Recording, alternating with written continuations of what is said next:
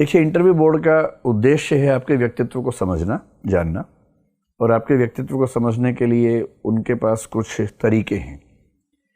एक तरीका तो ये है कि वो अपने आप कुछ प्रश्नों का निर्माण करें, वो प्रश्न पूछें, उन प्रश्नों के उत्तर से आपका व्यक्तित्व टटोलें, उसको नापें। दूसरा तरीका जो कि ज़्यादा आसान होता है इंटरव्यू बोर्ड के लिए, और मतलब वो चाहते हैं कि उनके ऊपर बोझ कम हो जाए, वो कुछ ऐसे प्रश्न पूछते हैं कि जिसके उत्तर में आप खुद ही ऐसे हिंट दें जिससे वो आगे बात बढ़ा सकें। और ये वाला जो प्रश्न है, इसके दो फायदे होते हैं। एक तो आपका खुद अपने व्यक्तित्व के बारे में क्या असेसमेंट है वो पता लग जाता है, और दूसरा जब आप 5 खूबियां या 5 कमियां बताएंगे अपने बारे में, तो उन्हीं में से 1 या 2 को वो मार्क कर लेते हैं, फिर उस पर आपसे लंबी बात करते हैं ताकि आपके व्यक्तित्व की ठीक से गहराई को जान सकें, समझ सकें।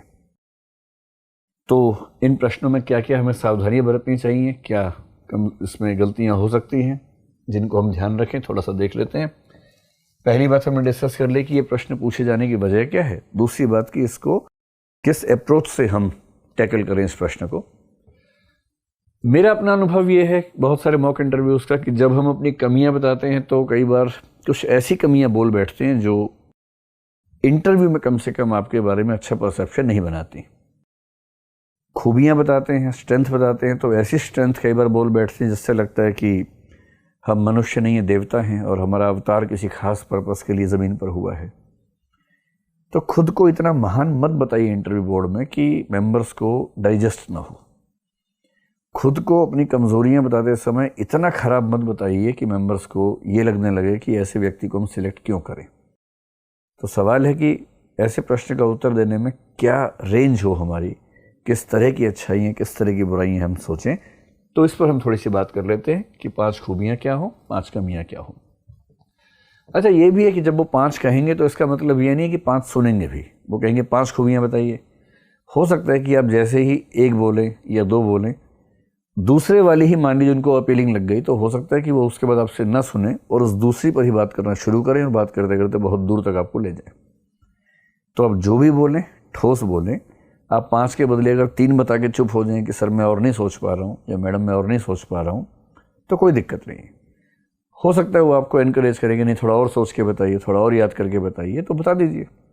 लेकिन अगर आप 2-3 भी ठीक से बताएंगे तो मान के चलिए कि बात उसी पर आगे बढ़ेगी, और इसमें उनको कोई आपत्ति नहीं होती कि आपने 5 नहीं बताई हैं, 3 ही बताई हैं। सबसे पहली बात, खूबियाँ बताते समय क्या ध्यान रखें। मैंने पहली बात आपसे ये कही कि ऐसी खूबी मत बताइए। ये मैं केवल अभी आपको संकेत कर रहा हूँ कि जो बेसिक अप्रोच आपकी होनी चाहिए ऐसे प्रश्न में, वो क्या होनी चाहिए। पहली बात, खुद को देवता या महान व्यक्ति के रूप में पेश ना करें। तो देवत्व से बचें और महानता से बचें। यानी कि ऐसी बातें ना बोलें कि लगने लगे कि महात्मा गांधी के बाद नंबर 2 पर जो व्यक्ति देश में है उसका जन्म हो गया है फाइनली। यानी ये कहना कि मैं किसी गरीब व्यक्ति को या किसी वंचित व्यक्ति को देख नहीं पाता हूँ, मेरा मन करता है कि मैं उसके लिए क्या नहीं कर दूँ, मैं रात दिन उनके लिए सोचता रहता हूँ, ऐसी बात बोलने से बचिए। मैं दीन दुखियों की, बड़े बूढ़ों की, या जो बच्चे पढ़ाई नहीं कर पा रहे उनकी हेल्प करने को इतना आतुर रहता हूँ कि मैं अपनी पढ़ाई भूल जाता हूँ, ऐसी बात मत कहिए। जो जेन्युइन बात हो। जो 20-25 वर्ष के युवक या युवती जो अपने करियर को लेकर सचेत है, अपने करियर के लिए मेहनत करते समय साथ में वो जो चीज़ें कर सकता है या जो चीज़ें उससे हो पाती हैं, सिर्फ ऐसी बातें बोलिए। उससे ज़्यादा बढ़ा चढ़ा के बोलना ठीक बात नहीं है। तो खूबियाँ बताते हुए पहली बात ध्यान रखनी है कि खुद को देवता या खुद को बहुत महान व्यक्ति के रूप में पेश करने से एकदम बचना है। दूसरी बात ये भी ध्यान रखनी है इसी में कि जब अपनी अच्छाई बताएंगे तो अच्छाई का अतिरेक जो होता है, अच्छाई एक सीमा से ज़्यादा जब बढ़ जाती है तो वो अपने आप में कमज़ोरी बन जाती है। जैसे कोई अगर ये कहे, मतलब मैं कहना चाह रहा हूँ कि अपनी अच्छाई की बात करें तो उसका मात्रा का ध्यान रखें, उसकी क्वांटिटी का, इंटेंसिटी का ध्यान रखें, बहुत ज़्यादा मात्रा में ना हो जाए। जैसे कोई अगर ये कहे कि मैं बहुत सेंसिटिव हूँ, मैं बहुत संवेदनशील हूँ किसी के प्रति भी, समाज की किसी भी समस्या के प्रति, तो संवेदनशीलता एक सीमा तक बहुत अच्छी बात है, कंपैशन होना चाहिए, एम्पैथी होनी चाहिए। पर यदि आप ओवर सेंसिटिव हैं तो इसमें यह निहित है कि शायद आप उतना अच्छा काम कर ही नहीं पाएंगे, क्योंकि आपकी सेंसिटिविटी ही आपकी सीमा बन जाएगी। तो जब भी कोई गुण बताएं तो उसमें ये ध्यान रखें कि मात्रा बहुत ज़्यादा ना हो जाए। अब सवाल है कि कैसे गुण बताएं, और उसकी अप्रोच का सबसे सिंपल तरीका है कि जो सिविल सर्विस वैल्यूज़ हैं, आमतौर पर उन वैल्यूज़ के बेस पर कुछ रास्ता निकाल लीजिए। और सिविल सर्विस वैल्यूज़ क्या हैं, आपने एथिक्स वाले पेपर में यानी कि जीएस पेपर 4 में उस टॉपिक को पढ़ा ही होगा। सिविल सर्विस वैल्यूज़ के अलावा कुछ और क्रिएटिव किस्म की जो चीज़ें हो सकती हैं उनको आप अपनी अच्छाइयों में शामिल कर सकते हैं। मसलन एग्जाम्पल के लिए हम सिविल सर्विस वैल्यूज से शुरू करें, कमियों को बाद में देखते हैं, पहले खूबियों को देखें। तो यदि कोई आपसे कहे कि आपकी खूबियाँ क्या हैं, खूबियों का एक सोर्स है सिविल सर्विस वैल्यूज़। आप अब ये कहना कि मैं बहुत ईमानदार हूँ, मैं बहुत इंटेग्रिटी वाला व्यक्ति हूँ, ये तो खुद बोलना उतना अच्छा नहीं लगेगा, लेकिन जो बाकी चीज़ें हैं उनकी बात कर लें। आप कह सकते हैं कि मेरे अंदर ऑब्जेक्टिविटी ठीक ठाक मात्रा में है या न्यूट्रलिटी ठीक ठाक मात्रा में है, ऐसी बात कह सकते हैं। इसका मतलब है कि मैं किसी भी विषय पर निर्णय करने से पहले तटस्थ होकर उसके सारे पक्षों को न्यूट्रल होकर समझ पाता हूँ और उसके बाद जजमेंट करता हूँ। मैं प्रभावित नहीं होता किसी इस वजह से कि कोई पक्ष मेरे नज़दीक है, कोई पक्ष मेरे विपरीत है, मैं प्रभावित हो जाऊं। ये क्वालिटी है जिसको बोलते हैं नेचुरल जस्टिस वाली क्वालिटी, कि नेचुरल जस्टिस के प्रिंसिपल्स, जिसका जैसे कि एक प्रिंसिपल है कि बिना दोनों पक्षों को सुने फैसला नहीं करना चाहिए, या एक प्रिंसिपल ये है कि जो व्यक्ति किसी मामले में एक पार्टी है, एक पक्ष है, वह खुद उस मामले का जज नहीं होना चाहिए, और जज को न तो पार्टी होना चाहिए न ही किसी पार्टी से किसी भी तरीके से लाभ या हानि के मामले में जुड़े होना चाहिए। तो जो व्यक्ति तटस्थ होकर जजमेंट कर सकता है वो व्यक्ति सिविल सेवक बनने के लिए अच्छा है। ये एक सामान्य सी बात है।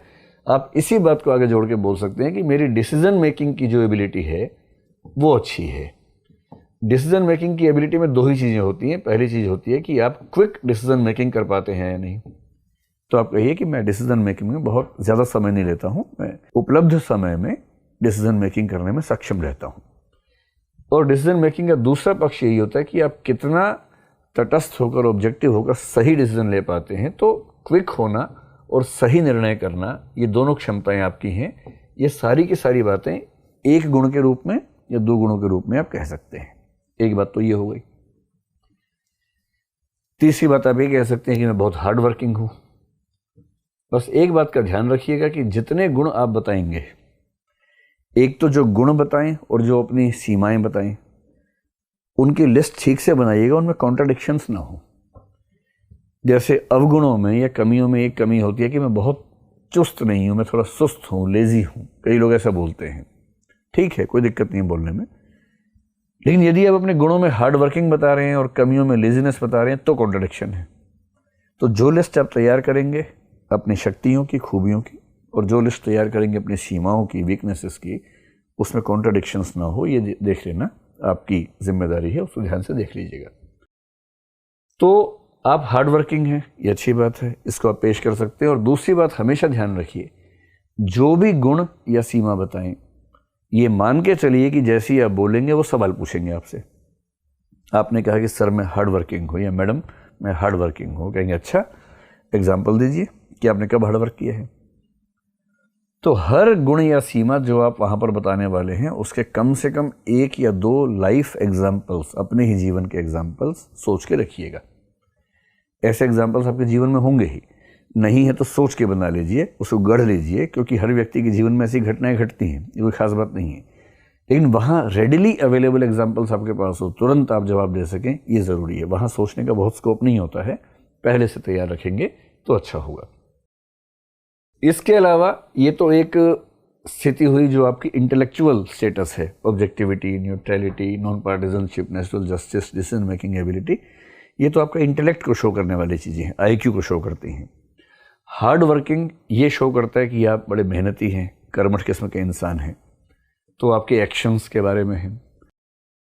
हार्ड वर्किंग के साथ में अगर दोनों को मिला के कहें तो आप कह सकते हैं कि सर मैं एक अच्छा प्लानर हूँ, तो मेरी प्लानिंग काफ़ी अच्छी है, प्लस मेरा एग्जीक्यूशन भी काफ़ी अच्छा है, कि मैं अच्छी प्लानिंग कर लेता हूँ और उसे एग्जीक्यूट भी ठीक से कर लेता हूँ। दुनिया में बहुत सारे लोगों की समस्या ये है कि वो प्लानिंग नहीं करते, सीधे एग्जीक्यूट करते हैं। वो ठीक से सोचें कि मुझे क्या करना है, कैसे करना है, मेरे पास रिसोर्सेज क्या है, टाइम कितना है, इतने टाइम में, इतने रिसोर्सेज में मैं अपने सारे क्षमताओं का अनुकूलतम प्रयोग कैसे कर सकता हूं कि मैं उस उद्देश्य को हासिल कर लूं जो मुझे हासिल करना है। एक अच्छी प्लानिंग है। तो दुनिया के बहुत सारे लोग हैं जो प्लानिंग नहीं करना जानते, वो सीधे एग्जीक्यूट करना चाहते हैं। दुनिया के बाकी जो लोग हैं उनमें से बहुत सारे ऐसे हैं जिनको प्लानिंग बहुत शानदार करनी आती है, एग्जीक्यूट करना नहीं आता है। ऐसा कहा एक मैनेजमेंट के गुरु ने कि planning means the half work is done. Planning कर ली तो आधा काम हो गया, पर दिक्कत है कि आधा ही काम हो पाता है क्योंकि हम प्लानिंग के आगे नहीं बढ़ पाते। तो वही व्यक्ति सिविल सर्वेंट के तौर पर सफल होगा जिसकी प्लानिंग और एग्जीक्यूशन दोनों चीज़ें ठीक हों। और प्लानिंग और एग्जीक्यूशन ठीक होने के लिए, प्लानिंग ठीक करने के लिए क्या चाहिए आपको? Objectivity, neutrality, IQ, decision making ability. Execution अच्छा हो इसके लिए आपको एक तो चाहिए हार्ड वर्किंग होना, दूसरा आपके अंदर होनी चाहिए पेशेंस या परसेवरेंस, जिसको सिविल सर्विस की सबसे अच्छी वैल्यूज में शामिल करते हैं। पेशेंस है, परसेवरेंस है। पेशेंस यानी धैर्य, परसेवरेंस यानी लगन। और अगर आपके पास ये दोनों गुण हैं तो इसका मतलब है कि आप अच्छे तरीके से अपने प्लान्स को एग्जीक्यूट कर लेंगे। इसके बाद ये चीज़ें हो गई कि आप कैसे एग्जीक्यूट करते हैं, हार्ड वर्किंग वगैरह है। थोड़ा सा आपकी इमोशनल साइड भी आनी चाहिए कि आप इमोशंस के लेवल पर भी एक बहुत कायदे के इंसान हैं। और इमोशंस के लेवल पर कायदे का इंसान होने का मतलब है कि एक तो आपके पास एम्पैथी के लिए हिंदी में शब्द समानुभूति चलता है, जिसका मतलब है कि किसी दूसरे व्यक्ति की मनस्थितियों को समझ पाने की क्षमता, विशेष रूप से जब वो किसी पीड़ा में है, दुख में है, संकट में है। तो यदि आपके आसपास कोई व्यक्ति दुख में है, परेशानी में है, तो आप बिना उसके कहे उसके मन को टटोल लेते हैं, समझ जाते हैं कि वो दुख में है और उसकी मदद करने की आपके अंदर इच्छा पैदा होती है। एम्पैथी का ही एक थोड़ा सा आगे बढ़ा हुआ रूप कंपैशन है, यानी कि करुणा है। करुणा का मतलब किसी भी व्यक्ति के दुख को महसूस करके उसको दूर करने की सक्रिय इच्छा पैदा होने लगे तो करुणा है। और एम्पैथी और कंपैशन के बीच में, ये कंपैशनेट होने से पहले एक स्थिति होती है सेंसिटिविटी, यानी कि संवेदनशीलता। संवेदनशीलता का मतलब है जो एम्पैथी होती है स्पेसिफिक रूप में, सेंसिटिविटी होती है जनरल सेंस में। जैसे कोई कहे कि मैं जेंडर सेंसिटिव व्यक्ति हूँ, इसका मतलब मैं अपनी किसी भी बात में, किसी भी अभिव्यक्ति में, किसी भी कर्म में ये ध्यान रखता हूँ कि मेरी बातों से या मेरे आचरण से किसी जेंडर के व्यक्ति को कुछ अखर ना जाए, बुरा ना लग जाए, तो मैं जेंडर सेंसिटिव हूँ। मैं अगर कहूँ कि मैं जो कॉम्प्लेक्शन है, व्यक्ति का रंग है, रंग भेद की समस्या है, उसको लेकर सेंसिटिव हूँ, तो मैं अपने हंसी मजाक में भी, अपनी अभिव्यक्तियों में भी कोई ऐसी बात नहीं करूँगा जो अश्वेत व्यक्ति के प्रति या किसी अन्य रंग के व्यक्ति के प्रति चोट करने वाली बात होगी। तो ये जो सेंसिटिविटी है विभिन्न समुदायों के प्रति, जो समुदाय किसी प्रकार के वंचन के शिकार हैं, वो सेंसिटिविटी या संवेदनशीलता हमारे पास होनी चाहिए। गरीबों के प्रति हो सकती है, किसी भी प्रकार के वंचित के प्रति हो सकती है। तो मेरे पास एम्पैथी है, मेरे पास सेंसिटिविटी है, मेरे पास कंपैशन है, ये बात आप कहें। और जब भी ऐसी बात कहें तो उस बात के साथ में एक या दो एग्जाम्पल्स तैयार रखिए। इन सब बातों को जोड़कर आप कह सकते हैं कि इमोशनल इंटेलिजेंस के मामले में मैं एक ठीक व्यक्ति हूँ, परिपक्व व्यक्ति हूँ, और मैं अपने आसपास जितने भी लोग हैं मैं समझ पाता हूँ कि कैसे किसी इमोशनल सिचुएशन को मैनेज करना है, कैसे कंट्रोल करना है। यदि मेरे आसपास कोई व्यक्ति डिप्रेशन में है तो कैसे उसको डिप्रेशन से बाहर निकालना है। यदि कोई व्यक्ति ज़रूरत से ज़्यादा आत्मविश्वास में है तो कैसे उसको टोन डाउन करना है, बिना उसको चुभे, बिना उसको परेशान किए, कैसे उसको समझाना है कि इतना आत्मविश्वास ठीक नहीं है, पैर ज़मीन पर टिके रहें तो बेहतर होता है। तो ये जो पूरा ग्रुप है, ग्रुप ऑफ क्वालिटीज़ है, इसको आप कह सकते हैं इमोशनल इंटेलिजेंस है। एक छठी क्वालिटी हो सकती है, आप कहें कि मैं अपनी ज़िंदगी में बैलेंस बनाने में सफल हूँ, मेरा बैलेंस आमतौर पर ठीक है। बैलेंस किस चीज़ में हो सकता है? बैलेंस एक तो हो सकता है कि आपकी फैमिली और आपके फ्रेंड्स में हो सकता है। बैलेंस आपके वर्क लाइफ में और फैमिली लाइफ में हो सकता है कि आप जो भी काम करते हैं, पढ़ाई करते हैं मान लीजिए, तो पढ़ाई करते हुए भी अपने परिवार की जिम्मेदारियों को बैलेंस तरीके से निभा पाते हैं या नहीं, ये वाला बैलेंस।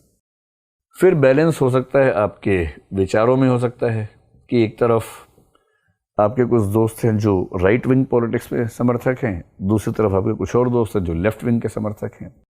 राइट और लेफ्ट में से आप किसका समर्थन करें आप समझ नहीं पाते हैं, तो आप कहेंगे कि मैं बैलेंस मेंटेन कर लेता हूँ।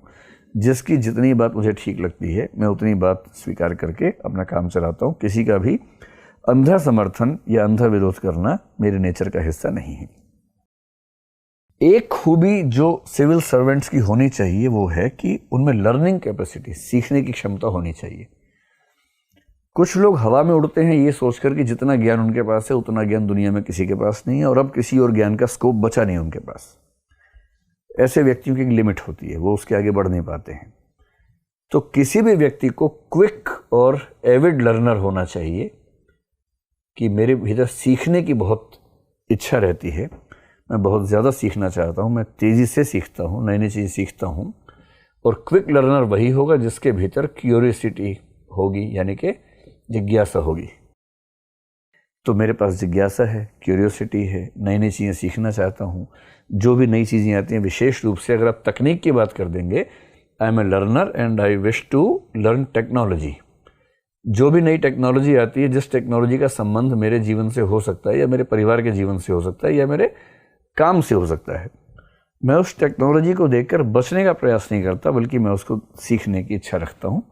और जैसे ही मैं उसको सीखता हूँ तो मुझे समझ में आता है कि उससे मेरा काम या उससे मेरा जीवन कैसे बेहतर होता है। बस ध्यान रखिएगा, जैसे ही आप ऐसा कहेंगे वो आपसे पूछेंगे कि आपने कौन सी लेटेस्ट 2-3 टेक्नोलॉजी सीखी हैं। वो इंटरनेट की भी हो सकती है, किसी ऐप का नाम आप बता सकते हैं कि मैंने जिस दिन से इस ऐप को डाउनलोड किया है, इस ऐप में ये फंक्शंस होते हैं और इससे मेरी ज़िंदगी काफ़ी आसान हो गई है। मैंने गूगल असिस्टेंट को यूज़ करना शुरू कर दिया, उससे मेरे